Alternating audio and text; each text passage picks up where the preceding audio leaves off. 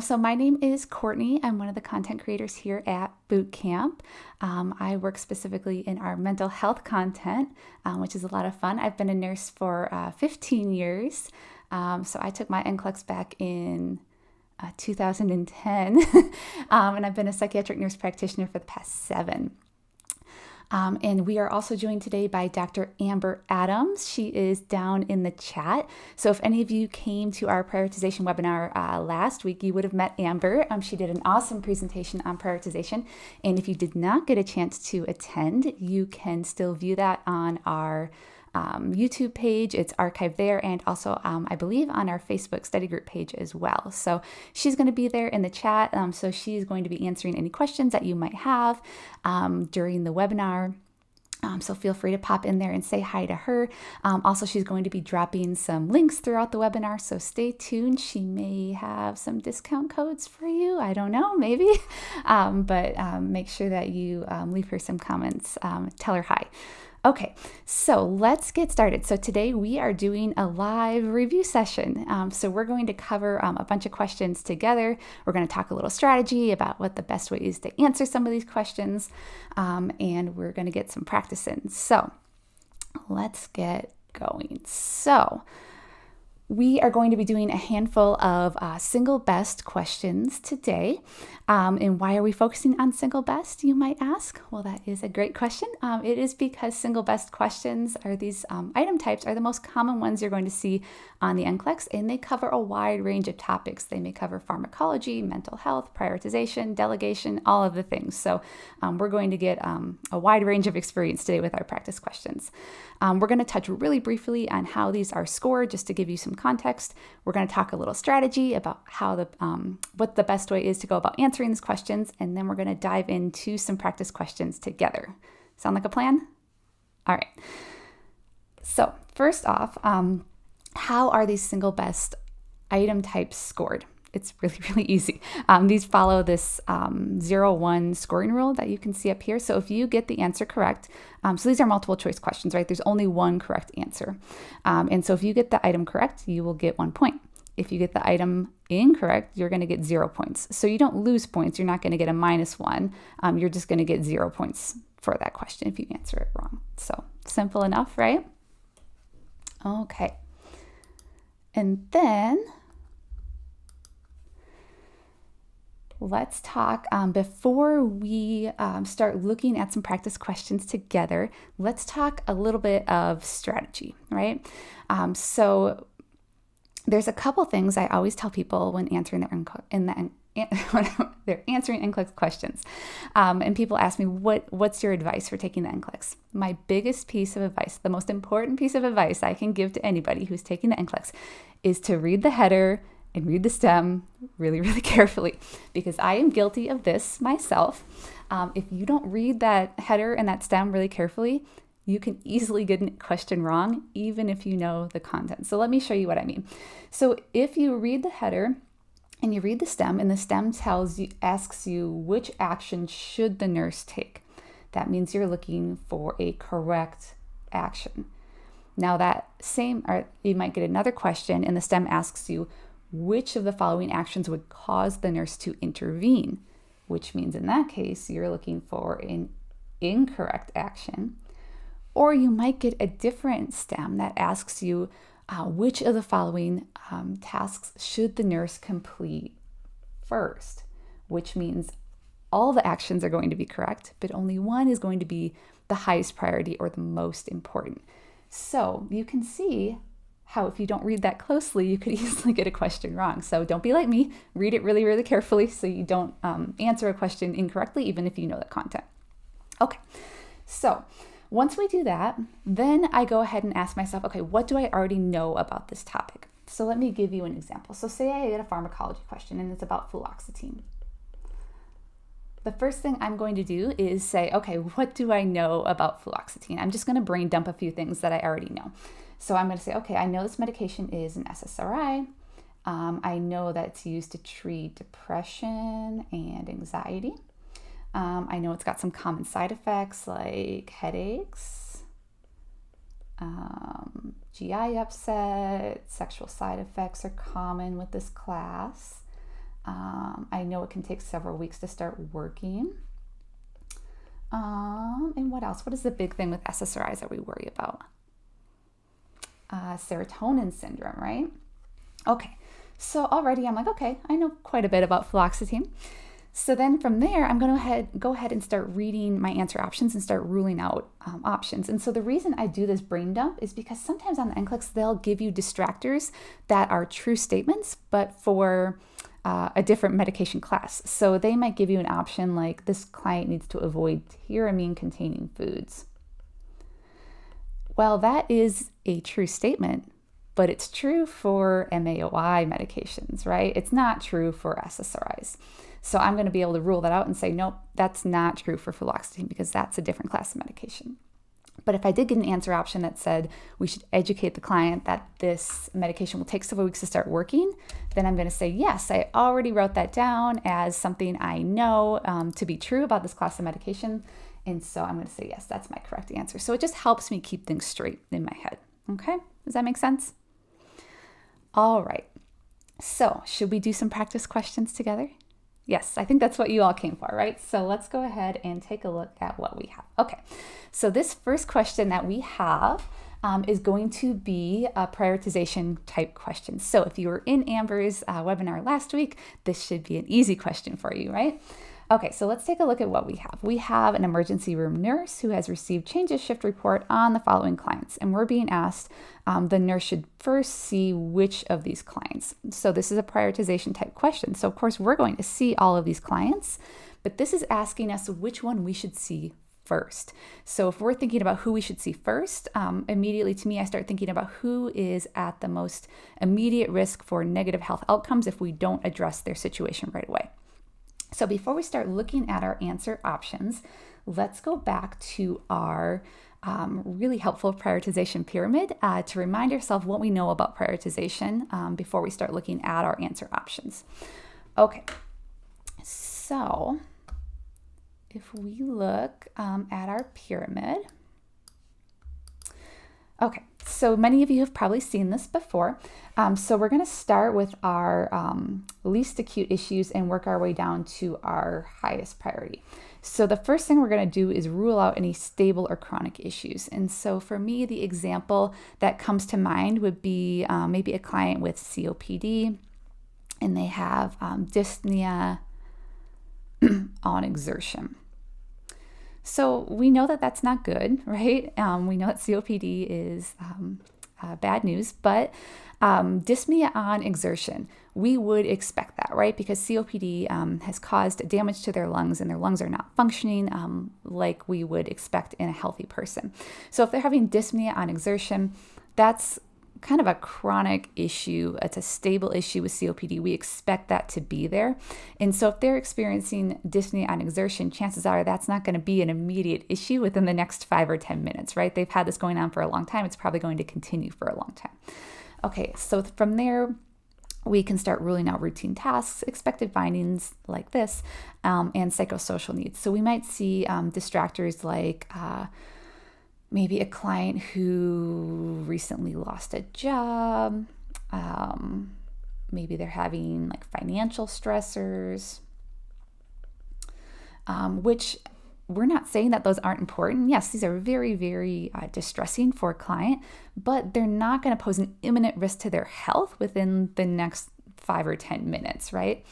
So we're going to say that that's a lower priority when we're looking at the grand scheme of things. And then from there, we can go to our neurological disabilities, circulation, and breathing, right? We're getting to things that are a little bit more imminent. And then our two big ones, anything to do with airway or safety. And this makes sense, right? So if we have a client who has an obstructed airway, how long do we have to intervene? Not very long, right? Probably seconds, right? Before this becomes a health or a life-threatening issue, whereas, financial stressors are not going to be life-threatening within the next few seconds, right? Like an airway issue would be. And then safety. So anything that poses an imminent safety risk to the client, like active suicidal ideation that they plan on acting on, right? That's going to be an imminent risk very quickly, okay? So let's go back to our question and see if we can figure out which is the highest priority, or who are we going to see first? And I see a lot of you are commenting already in the section of what you think your correct answer is. So let's see. So our first option is a 7-year-old who fell out of a tree and is cradling a discolored and swollen arm. What do you think might be happening here? This maybe is a sprain or a fracture maybe. So it's a localized, right? So we have nothing to indicate an airway, breathing, circulation issue or an imminent safety concern. So definitely we need to address this, right? Because they may have a fracture. So we need to do something about it, but is it our highest priority? I'm thinking probably not, but let's see what else we have going on. So our next option is a 3-year-old who's been vomiting for 12 hours and has a temp of 103. Well, already this is more concerning to me because if they're vomiting and they have a temperature, what are you worried about? I'm thinking dehydration, right? And that could be a circulatory issue, right? If we have low fluid volume. So already I feel like number 2 is more of a concern than number 1, right? So I'm going to eliminate number 1. So let's see what number 3 is. We have an 18-month-old who's vomiting and was found with an open bottle of drain cleaner. Okay, what are we worried about here? So if they're vomiting, they have an open bottle of drain cleaner, I'm worried they have ingested this drain cleaner. And what do we know about drain cleaner? It's corrosive, it's toxic, it's nasty stuff, right? It's probably going to cause tissue damage. So if they swallowed that and they have this chemical in their throat causing tissue damage and inflammation to their esophagus, what's right next to their esophagus? Their airway, right? So now we have swelling and inflammation and corrosive chemicals around the airway. That makes me worried that we could have an airway issue very, very quickly. And we'll remember that airway is going to be our highest priority. So circulatory issues, like we talked about with dehydration, is concerning, but not as high as if we have a potentially swollen and occluded airway, right? So I'm liking 3 over 2, so I'm going to eliminate that one. All right, let's take a look at our 4th option and see if that's any more concerning than this potential airway issue. So we have a 5-year-old with epilepsy who's experiencing a seizure 30 minutes ago, and it lasted 3 minutes. Okay, well, they had the seizure 30 minutes ago, and we're not being told there's anything happening now. Now, if the seizure was longer than 5 minutes, we might start to worry about status epilepticus, right? But it's only 3 minutes, and it seems to have ended, right, because it was 30 minutes ago. So that would fall probably under neurological issues, right? But it's still not higher than airway and safety, right? So I see a lot of you are commenting you like number 3. I like number 3 too, because that is a potential airway issue. So that is going to be our highest priority. Because remember, we're still going to see all of these clients. We're just being asked which one are we going to see first. So I like number 3 also. So should we see if we're right? Yes, you guys got it correct. Good job. And you can see from our bank here that only 57.4 of our users got this question correct. So if you got it right, you are doing very well.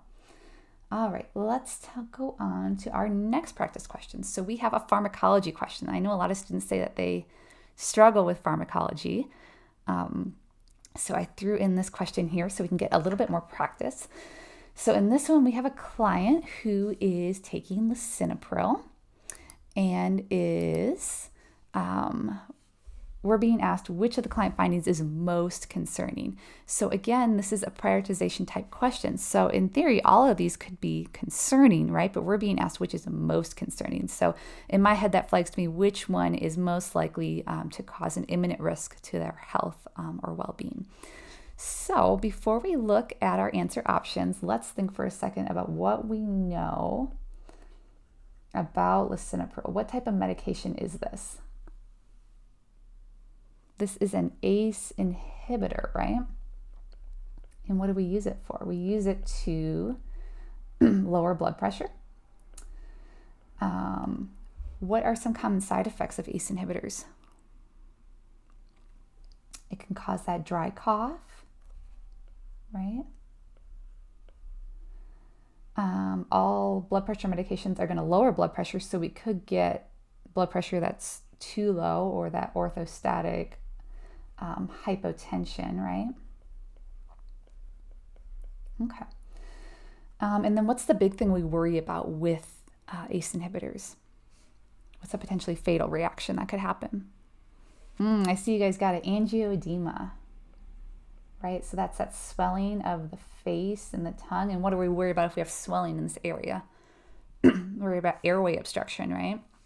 Okay, so we already are well on our way here because we know quite a bit about ACE inhibitors already. So let's take a look at our answer options and see if we can figure out which is most concerning.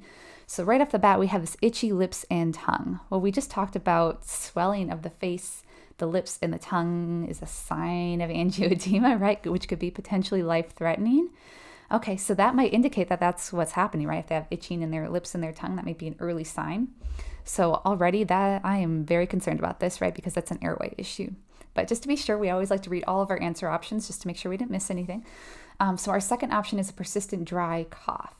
Well, we already know that's a common side effect of ACE inhibitors, and that can be bothersome for sure, but typically not fatal, right? So I'm not too concerned about that. We have a blood pressure of 142/92. So it's high. It's not a hypertensive crisis, though.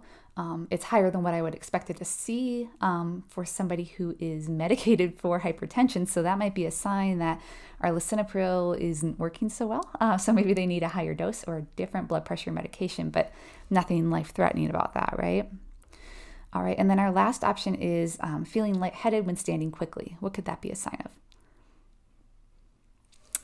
That's a sign of what? Orthostatic hypotension, right? So we definitely need to educate our client that they need to be standing up slowly, changing positions slowly so that they don't fall over, right? But that's not a life-threatening issue, right? So it looks like everybody agrees with me that we are liking number 1, right? That's a sign of angioedema, which could be an airway issue, right? Are we all liking that one? Should we check our answer? All right, yes, we are correct. And again, only 55.6% of our users got that correct. So you guys are doing really, really well. All right, should we keep on moving? Next, we have a therapeutic communication question. It's everybody's favorite, right? But chances are you're probably going to see a lot of therapeutic communication questions on the NCLEX because it's really important as a nurse, right? Okay, so let's see what we have in this question. So we have a nurse who's talking with a client who recently experienced a significant loss. And the client states, I'm doing fine, everything's okay. However, the nurse notices the client is frowning while they're speaking. Okay, and then we're being asked which of the following would be an appropriate response for the nurse to make. Okay, so we have a lot going on in this question, and we're being asked what's the best response that we can make in this situation? So what are we really being asked here? So the client's saying everything is okay, but they're frowning. So what does that mean? It means that we have incongruent communication. So we have this incongruency between verbal and nonverbal cues. Okay, so we need to get to the bottom of that, right? So as nurses, we need to find some way to elicit more information about what's happening here with this client. So how do we do that? How do we do that in a therapeutic way? Well, let's review what we know about therapeutic communication. So therapeutic communication falls into kind of 3 big categories. The first is that we need to be active listeners. And so these are just statements kind of summarizing what the client's saying, kind of encouraging them to go on. And basically these are statements that say, I hear you, I'm listening, I'm following along with what you're saying, right? Keep going. And then we usually follow those up with an open-ended question. And so these are questions that elicit more information from the client. So tell me more about what happened. Tell me how that made you feel. I'd like to hear more about that, right? And so they give the client lots of opportunity to express what they're feeling. And then lastly, as we make these statements, we want to make sure that they're non-judgmental, right? Because nobody likes to feel judged. And so if we make statements that feel judgy, clients are going to shut down and probably not want to talk to us. So I can give you an example of this. So say I ask you, I say, tell me how you're studying for the NCLEX. And you're like, oh, well, I'm doing this and that and what have you. But if I ask you, why are you studying for the NCLEX like that? You're going to say, ooh, I don't know. And you're not going to want to answer because that last statement, if I say, why are you studying for the NCLEX like that? I'm kind of implying that you're doing it wrong, right? And that doesn't feel so great. So nobody wants to feel judged. So we want to make sure that we're very non-judgmental when we're communicating with clients. So let's go back and take a look at our answer options and see if we can figure out which one feels like it's going to get us the information we want. It's going to tell us what's going on between this incongruent communication, and it does so in a non-judgmental way. Okay, so our first option is, I can see that you're feeling upset. Tell me more about what's bothering you. Okay, so I like the second half of the statement. Tell me more about what's bothering you. It's a nice open-ended question. But when we're saying here, I can see that you're feeling upset, we're kind of putting words in their mouth, right? We're kind of making a judgment of like, you look this way, therefore you are upset. And so now if I said, you seem like you're upset, that's different. But if I'm saying like, I can see you're upset, it's kind of a judgment, because the client might be like, that's just my face. Like, I'm not upset, so we don't want to make judgments about how they're feeling. Okay, so I'm going to say, I think we can probably find a better option. So let's look at number 2. Okay, I understand. If you want to talk more about about how you're feeling, I'm here for you. Okay, well, it's nice that we're offering support, right? We're saying I'm here for you, and we're saying like, okay, I understand what you're saying, but does this help us get to the bottom of this verbal, nonverbal inconsistency? Not really, right? We're not asking anything. We're just saying like, I'm here for you, and they're going to say, okay. So we're not really asking any question there at all. So that's not really going to help us get to the bottom of what's happening. So let's look at number 3. I'm glad to hear everything is okay. Is there anything specific you'd like to discuss today? I don't really like this one at all, because we're saying, okay, I'm glad to hear everything's okay, even though we see that everything's likely not okay. And then we follow that up with a closed-ended question saying, is there anything you'd like to discuss today? What are they probably going to say to this? They're probably just going to say no, right? That's just a yes or no question, and they're probably just going to say no. Okay, so hopefully number 4 gives us a better option here. You mentioned everything is fine, but your facial expression seems to show otherwise. I'd like to hear more about that. What do we think? I like this one. And I like it for a couple of reasons, because we're just observing what we're noticing, right? We're saying everything, like you mentioned that everything's fine, but your facial expression seems to show that it's not fine. Like these don't seem to match. We're just kind of giving an observation here. And then we follow that up with an open-ended question of like, I'd like to hear more about what's happening here, right? And so then they're going to say, okay, well, actually I feel this and that way about it. So number 4, what do you guys think? That's probably going to give us the most information, and it does so in a non-judgmental way. Should we see if we're right? Yes, we are correct. Good job. All right, and I see several of you picked number 4, so you are doing well. Okay, let's keep going. So we've got a couple more questions to get through. Our next one is a mental health question. How many people love mental health? Do you like your mental health questions? All right, so this one is specific to schizophrenia, and we are working with a client in this question who's experiencing auditory hallucinations. So the nurse is observing a staff member caring for a client who has schizophrenia and is experiencing auditory hallucinations. So now we're being asked which of the following statements by the staff member to the client would require the nurse to intervene. So again, we have to read that carefully because that's a little bit of a mouthful. But basically, we're looking for the statement that would be inappropriate, right? Because we're looking for the one that would cause the nurse to intervene. So we're looking for an inappropriate statement here. Okay? So before we look at our answer options, let's take a second to think about what we know about communicating with clients who are experiencing psychosis, because it's a little different than our normal therapeutic communication, right? There's a few special considerations we need to make because these clients aren't tracking with reality. Okay, so let's first start off with the don'ts. What do we not want to do when communicating with a client with psychosis? So the first thing we need to remember is that we don't want to refer to the hallucinations as if they are real. So we don't want to communicate to the client that we also think that their hallucinations or delusions are reality. So we don't want to say things like, what are the aliens saying? Why are the spies coming to get you? Why are the evil robots, trying to come after you? Things like that. So we don't want to refer to them as if they're real. On the same vein, though, we also don't want to negate the client's experience, right? So we don't want to say things like, there's nothing there, that's not what's happening,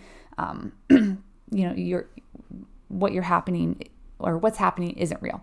Because these clients are experiencing psychosis. So what they're experiencing feels very, very real to them. So if we come in and say, that's not what's happening, it's going to cause a few things to happen. Probably it's going to make them really agitated, and it's going to cause them to not trust us because we're trying to tell them what they're experiencing isn't real, even though it feels very real to them. Okay, so what do we do? So let's look at things that we do instead.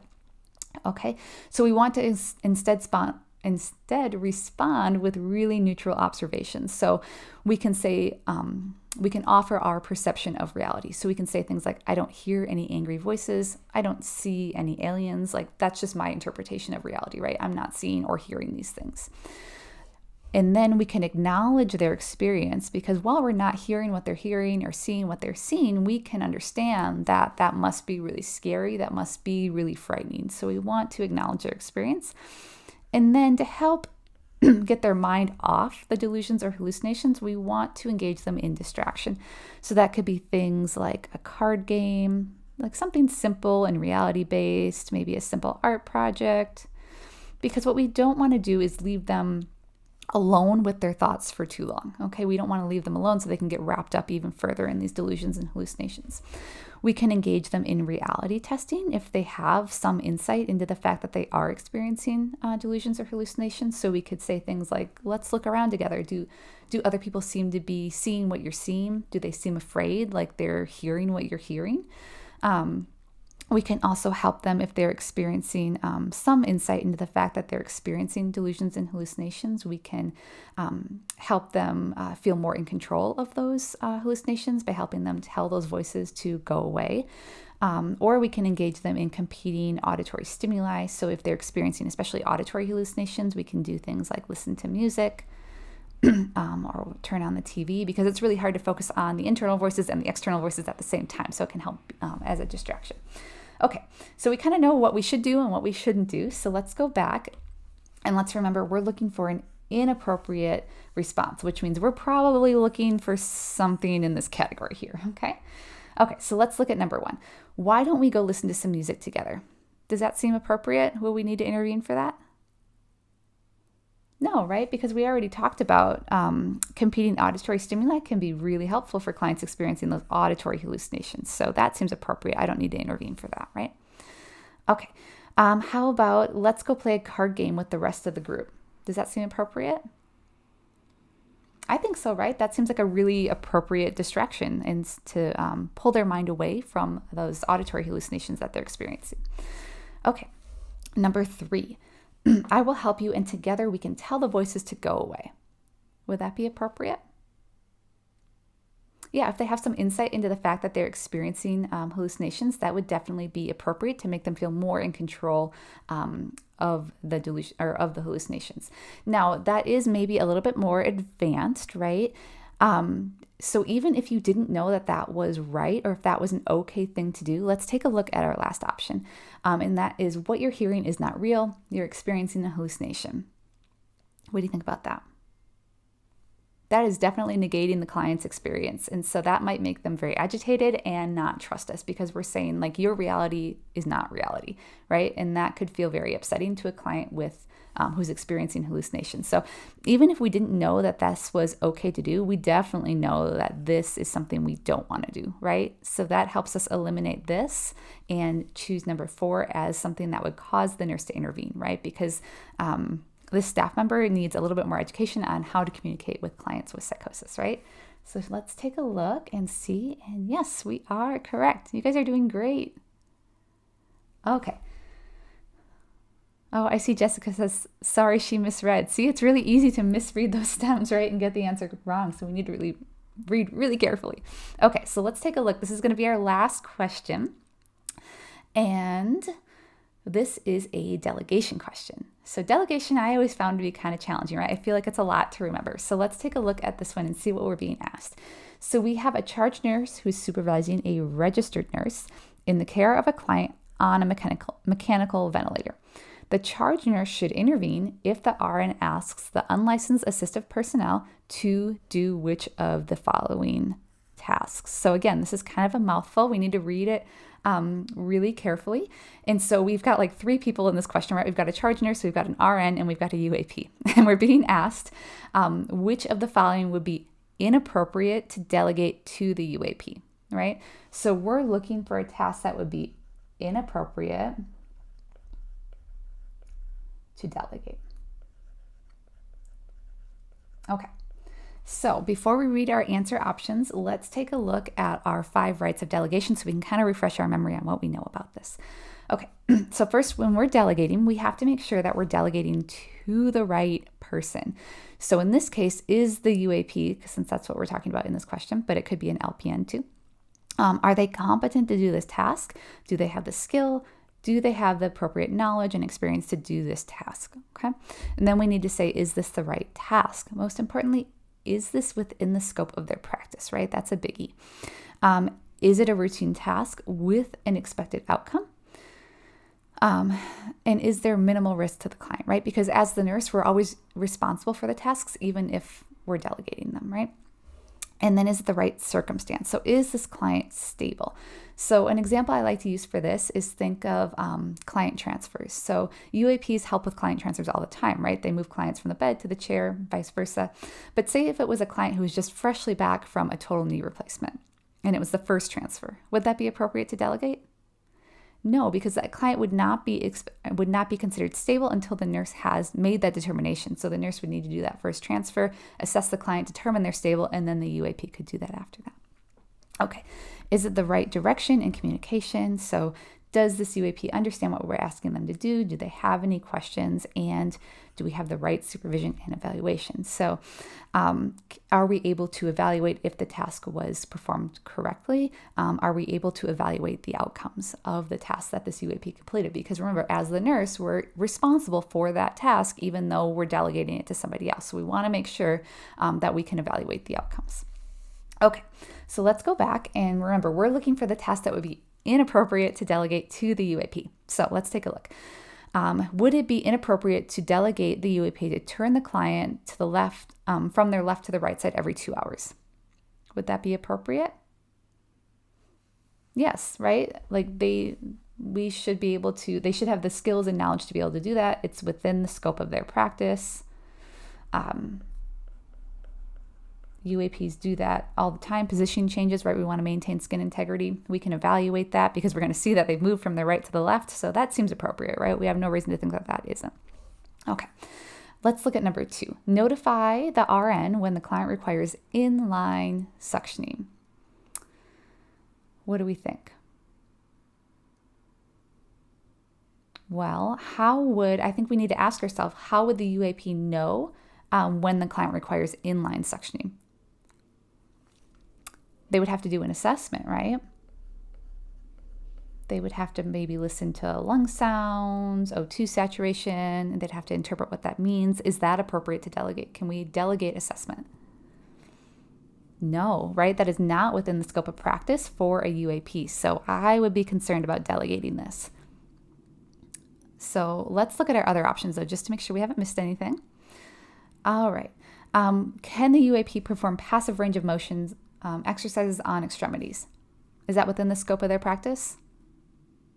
Yes, I would say so. And as a UAP, they should have the skill and knowledge to be able to do that. We can evaluate the outcomes, right? Because they should be able to maintain range of motion, right? So we can see if that was successful. So that I'm not too concerned about delegating that. And then lastly, measure the client's respiratory rate and pulse oximetry reading. Can we delegate that? So I think sometimes where students get tripped up with this question is between these two. So let's look at the differences. So what is the difference between notifying the RN when the client requires suctioning and measuring the client's respiratory rate? So measuring the respiratory rate and pulse oximetry is data collection, and that is within their scope of practice, right?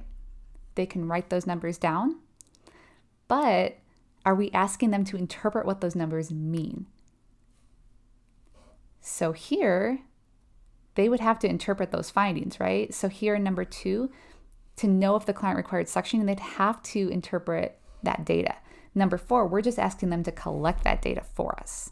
Do you see the difference? Okay, so what do you guys think? I'm still liking number 2, right? Would be inappropriate to delegate. So let's check our answer. And yes, we got it correct. All right, whew, we've made it through 5 questions. I hope you guys have found this helpful. Pay attention to the chat. Amber's going to be dropping some links for you of where you can find us. I'm going to leave you with a list of links as to where you can find us as well. So make sure that you come and you follow us on social media because that way you can stay up to date on all of the great study resources we have. We're coming out with cheat sheets. If any of you have seen those, they're a fantastic study resource.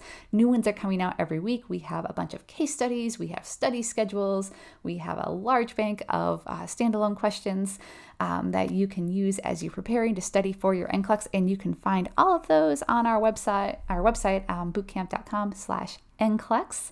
And you can also go over, so today we are here on YouTube, but you can find us over on Facebook as well.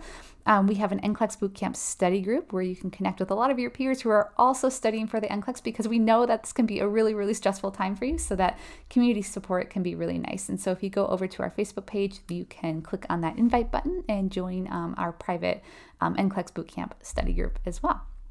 All right. Well, it has been a lot of fun studying with you. I hope to see you again soon in another one of our webinars. We have these every week, so be sure to stay tuned.